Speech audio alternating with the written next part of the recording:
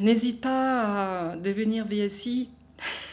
Je suis en VSI depuis quelques mois à Madagascar, avec MAF Madagascar, en tant qu'infirmière chargée de sensibilisation auprès de la population de Tananarive et des populations isolées de l'île. Et en fait, ça m'offre une expérience unique, humaine et professionnelle et aussi culturelle. Ça me donne un sens dans ce que je fais et ça répond en même temps à un besoin de la population locale. Alors, ce que je fais, toutes les semaines, je vais dans un village où vivent des familles dans des conditions précaires et avec une équipe malgache, un partenaire de MAF également. Nous allons rendre visite à l'école sur place et là, je peux utiliser justement mes qualités d'infirmière pour effectuer la sensibilisation sanitaire auprès des enfants. Et on accentue précisément dans l'apprentissage des soins de base comme les soins d'hygiène des mains, lavage des mains, pourquoi se laver les mains. Et ensuite, on met toujours en pratique, donc que ce soit l'hygiène des mains ou bien le brossage des dents pour les enfants. Parce qu'en fait, souvent les parents, la plupart des parents n'ont pas de moyens pour aller voir le dentiste ou bien le médecin. Alors ensuite, je fais aussi des suivis à domicile auprès d'enfants, des enfants qui ont besoin de soins. Donc la plupart que j'ai pris en soin, c'est des enfants qui sont brûlés, souvent au 2e degré. Donc ça nécessite un suivi avec des pansements réguliers qui parfois de quelques semaines ou de 1 mois. Et puis ensuite, là où il y a des demandes dans le village, dernièrement j'ai effectué des intramusculaires, donc des injections d'antibiotiques, ou bien lorsqu'il y a besoin de conseils aussi hygiéno-diététiques. Là, il y a souvent des demandes aussi de comment prendre soin, une maman qui vient d'accoucher. Voilà, donc là, il y a toujours des informations à donner qui sont précieuses pour les mamans. Et puis donc comme je suis VSI avec MAF Madagascar, donc bien sûr j'utilise aussi mes compétences au sein de l'équipe. Et dernièrement, la semaine dernière, j'ai effectué même une formation de premier secours auprès de toute l'équipe MAF, que ce soit les Malgaches et les expatriés. J'effectue également des vols avec MAF en partenariat avec l'ONG Overhead.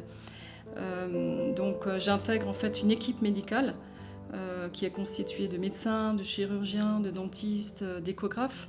Et là, en fait, on s'arrête dans un village pendant 5 jours et puis on met en place un petit hôpital de brousse et on donne des soins en fait à la population qui n'a pas accès pendant 5 jours. En distribuant des médicaments, en faisant des opérations et aussi en faisant des soins dentaires et en donnant aussi la possibilité d'avoir des échographies pour les patients qui en ont besoin. Alors pour vous donner un peu une journée type, le lundi, alors là c'est la journée où je suis au hangar MAF, Madagascar.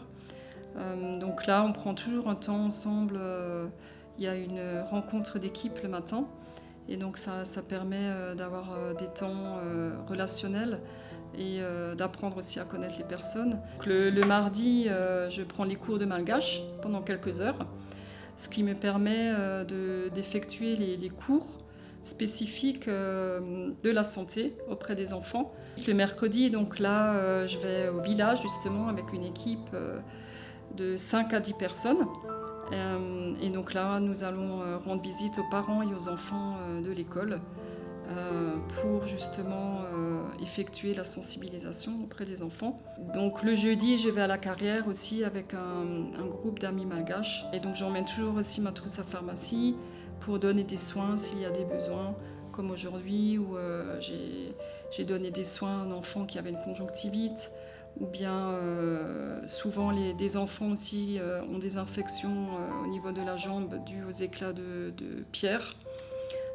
Donc là, je peux aussi donner facilement des soins avec des pansements, des infections ou des conseils vraiment d'hygiène basique pour nettoyer les plaies. Donc le vendredi, C'est un temps où on prend plus de temps en famille, à préparer le souper, à faire les courses et le quotidien en fait de la vie ici, puisqu'il faut savoir que le quotidien en général nous prend beaucoup plus de temps qu'en France.